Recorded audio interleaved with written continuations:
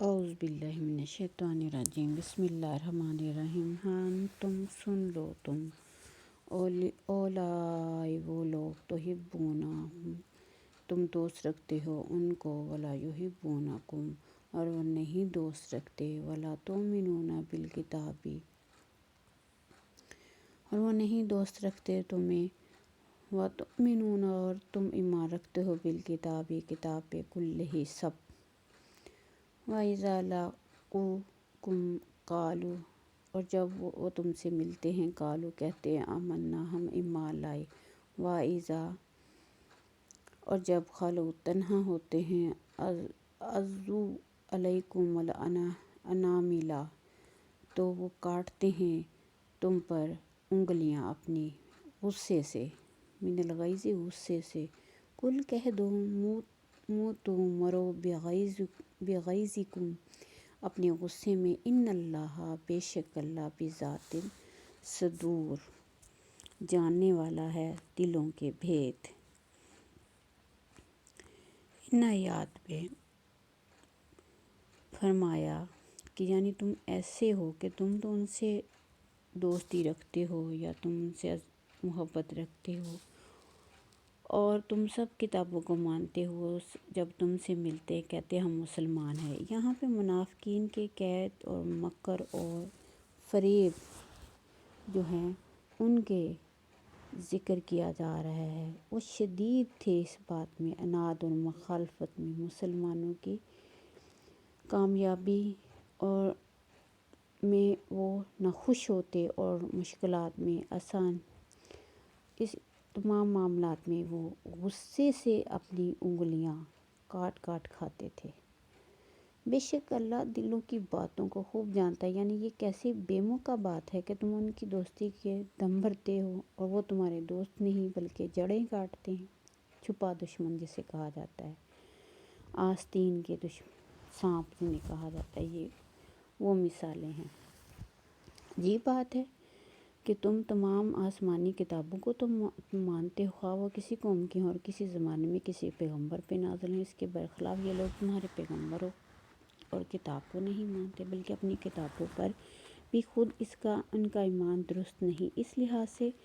چاہیے تھا وہ کہ تم سے قدر محبت کرتے ہوں، تم ان سے سخت نفور اور بیزار رہتے، مگر یہاں معاملہ اس کے برعکس ہے۔ ان تمسسکم حسنۃ اور اگر پہنچے تمہیں، حسنۃ تسؤہم کوئی بھلائی تو انہیں بری لگتی ہے، وَإِن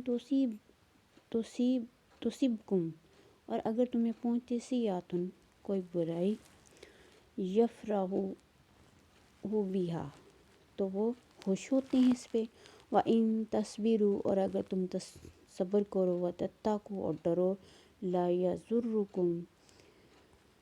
نہیں پہنچائے گا، کیدہم ان کا فریب، شیئن کچھ، قیدہ فریب مکر کے معنی میں، ان اللہ بے شک اللہ بما یعملون احاطہ کیا ہوا ہے جو تم کرتے ہو، جو وہ کرتے ہیں۔ اس میں بھی کافرانہ ذہنیت کی بڑی توضیح ہے کہ ان تمسسکم حسنۃ یعنی ان لوگوں کا حال، اگر تمہیں کوئی اچھی حالت پیش آ جائے، ان لوگوں کو دکھ پہنچاتی ہے، اور اگر تم پر کوئی بری حالت ہوتی ہے اس پہ خوش ہوتے۔ پھر منافقوں کے قید، مکر اور شدید مخالفین کے عناد اور مختلف